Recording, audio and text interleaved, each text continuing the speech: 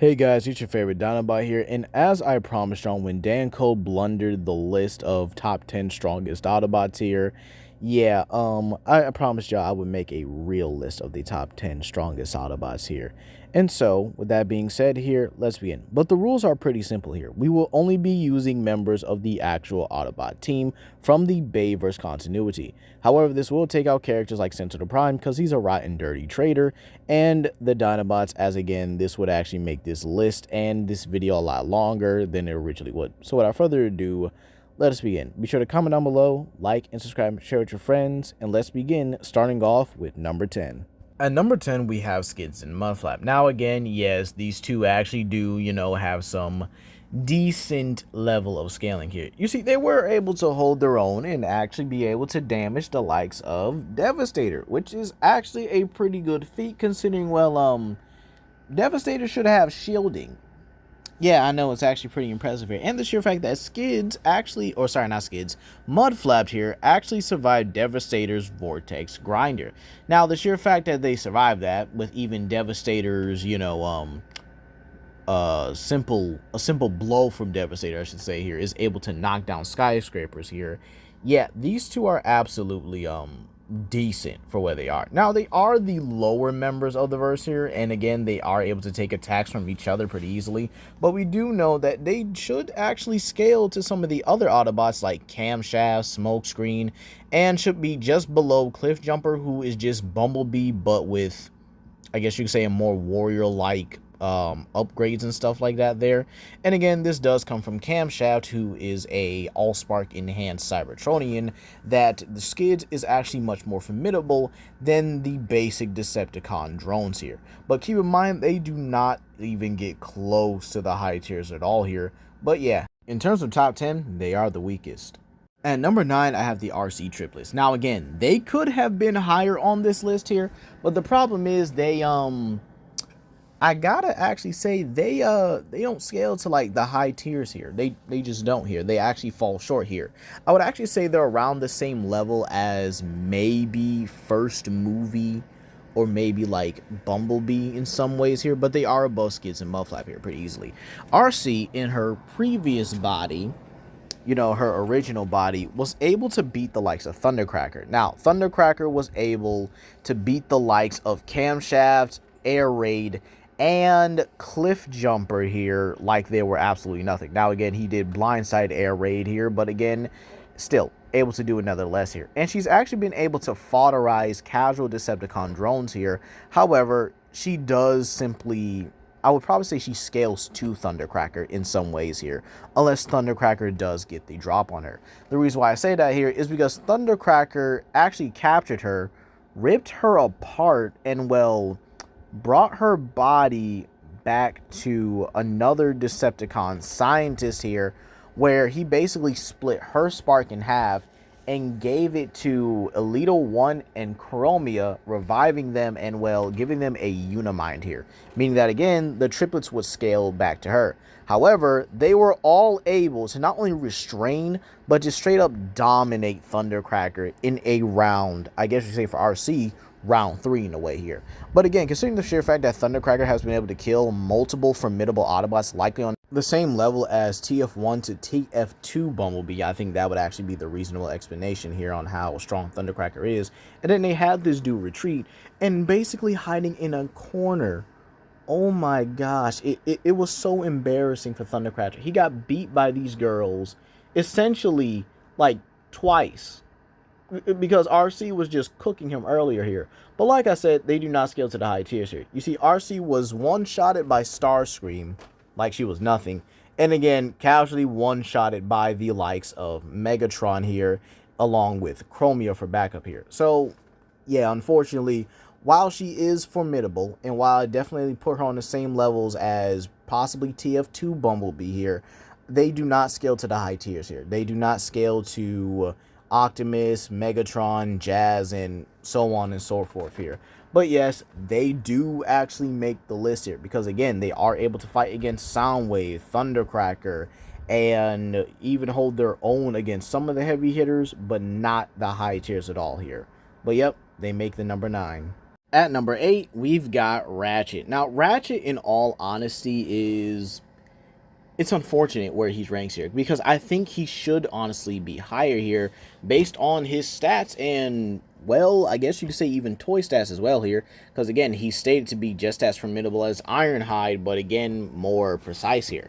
And I do feel like Ratchet should have been higher on this list here, but again, feats. It's just it doesn't look too good for a guy here. Now, Ratchet back in the war, obviously fighting against a lot of Decepticons, being able to take a blast from Brawl, albeit he wasn't at the point blank center of him here, and being able to fight against multiple Decepticons here.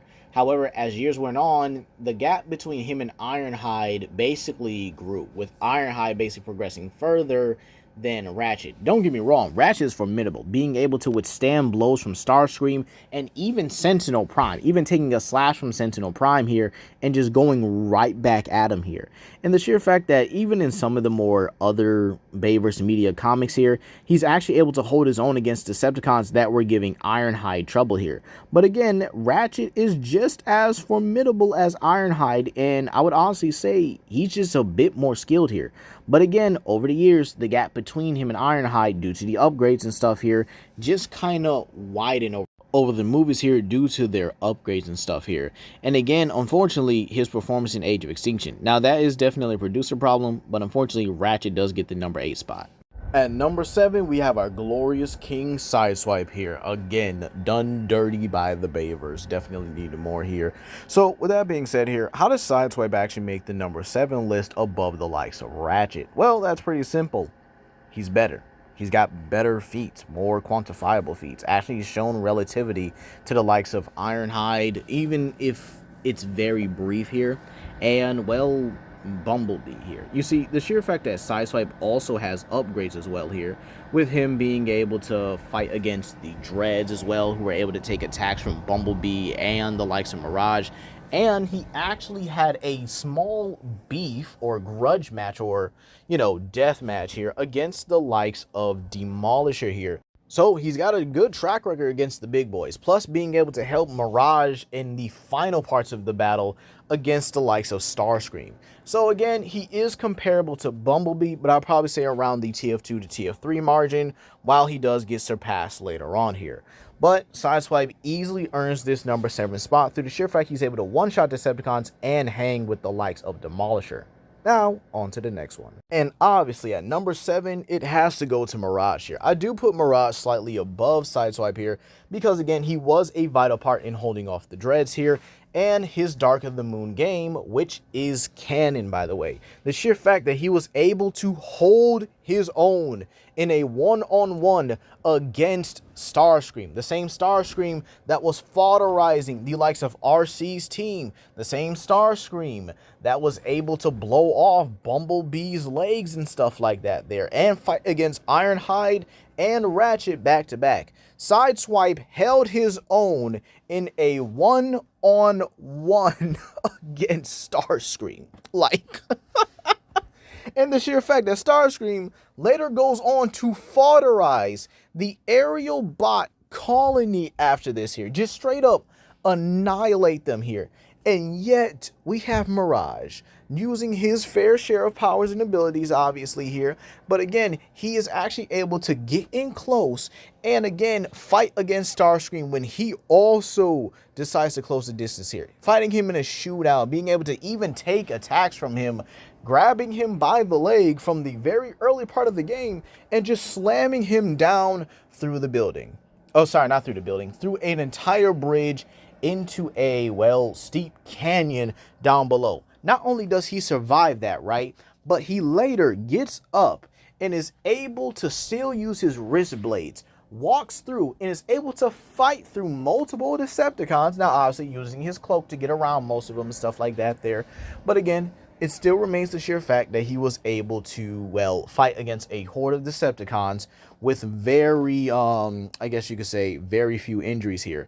And then, after getting his upgrades, he one-shots a Decepticon that, well, was in a very high class here. And again, this was a Decepticon that could likely take attacks from Ironhide's heavy iron weaponry as well here. So, yeah, he deserves this spot. I don't think anyone could really argue with that. The sheer fact that he's able to hold his own against Starscream briefly and actually do a significant chunk of damage until Sideswipe and Bumblebee arrive here means that it's very likely he would have been able to beat Starscream and likely could kill him in a one-on-one battle here. Now again, you could probably say there are a few factors like environment, Starscream's own arrogance and stuff like that there, but at the end of the day, still, it remains factual that Mirage held his own against Starscream and was possibly able to beat him in a one-on-one fight. Now onto the honorable mentions before I get into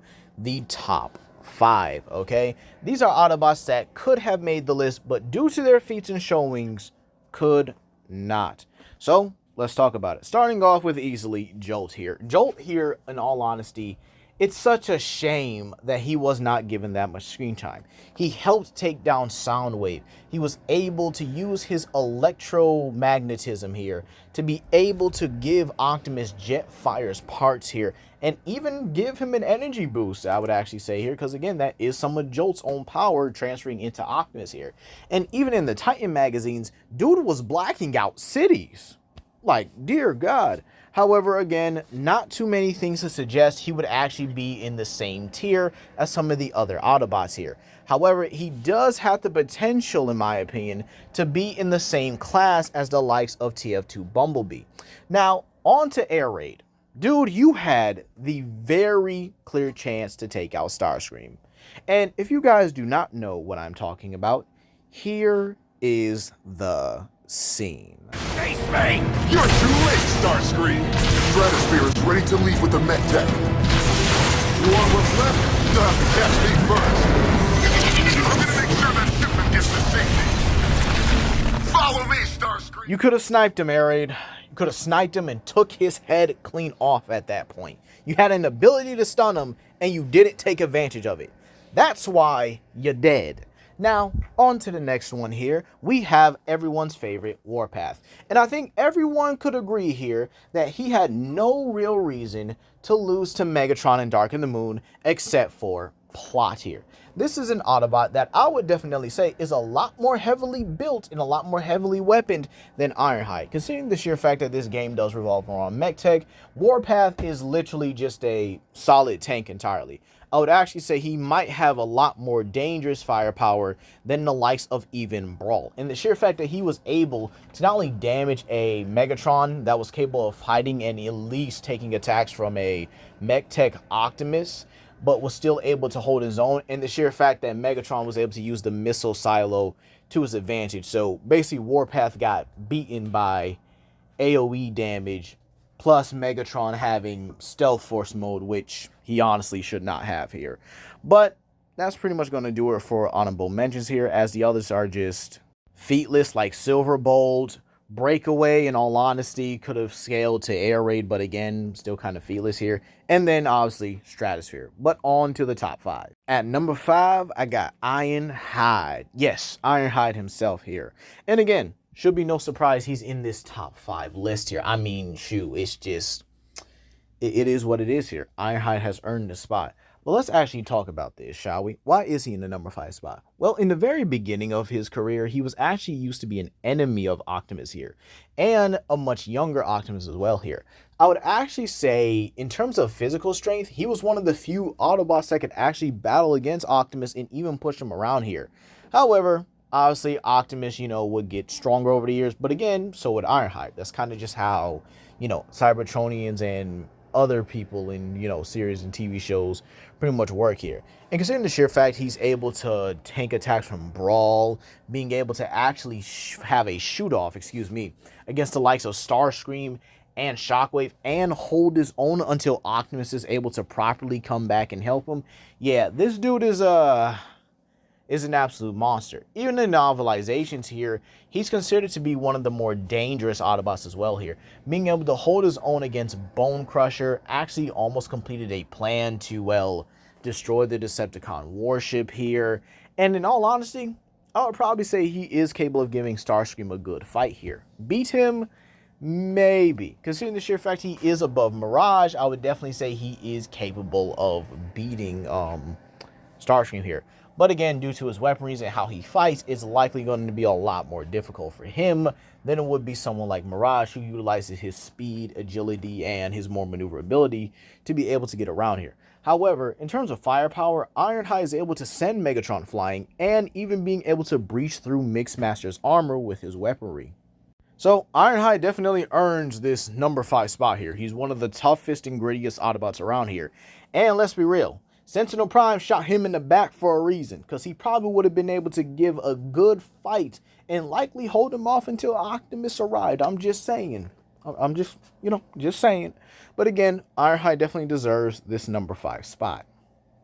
At number 4, we have Hound. Yeah, believe it or not, Hound is definitely above Ironhide for basically one reason. He was actually able to contend against the strongest iteration of Megatron in these movies, Last Night Megatron. The sheer fact that the first time, very first time, he's able to not only bring Megatron to his knees very quickly and just straight up not only tanks the fusion cannon, but is able to send that boy rolling. Then again, his firepower does it again when it's actually just frozen in place by Hot Rod here, and is even able to shove Megatron around for a good bit here.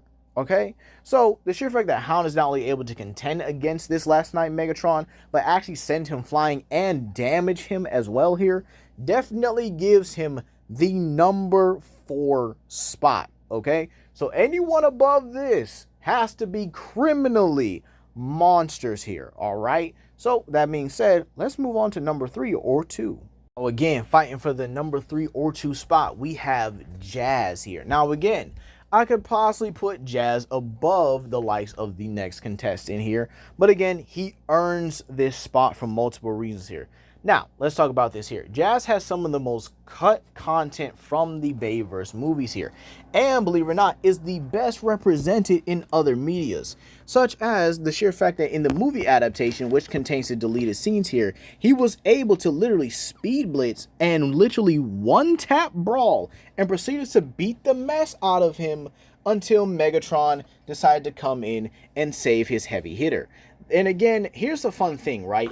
Out of all the Bayverse medias, Megatron does kill Jazz consistently here via a surprise attack and then capitalizing on it immediately here.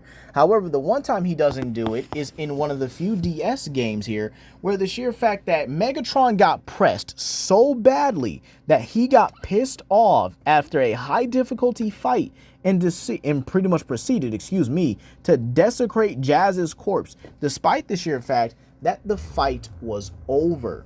And again, the sheer fact that Jazz can take attacks from Brawl at a ground zero range with just him and Optimus being the ones to come out okay, while Prowl looked all the way messed up here. Oh, let's not forget the novelizations here, where in Ghost of Yesterdays, he's actually able to toy around with the likes of Bone Crusher and Blackout here. Now again, do I think he could have killed him if he was serious? Yes. Yes, he could have. Because again, all he's doing is just dancing around and little broing Bone Crusher here while keeping Blackout in his view here and just making sure that, Blackout doesn't try and shoot him here.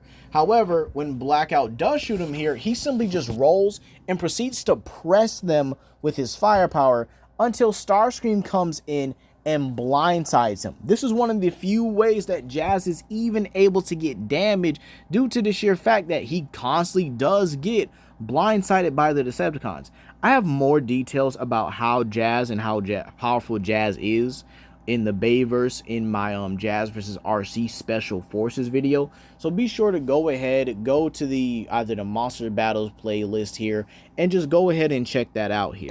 But again, you can definitely swap him out for the next person we're about to name here, which shouldn't surprise anyone. As expected, I think no one should be surprised that Bumblebee is either number 2 or number 3 here.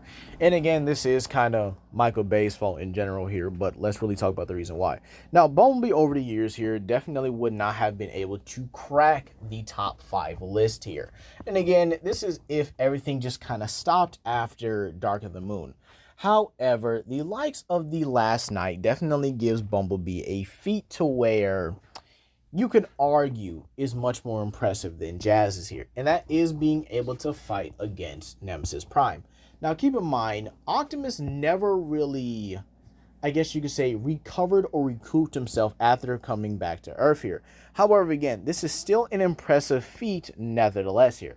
Being able to fight against a somewhat tired and weakened Optimus, being able to swirl around and somewhat tag a last night Megatron here, and being able to actually press lockdown. But again, we already know that dude is on fraud watch anyway.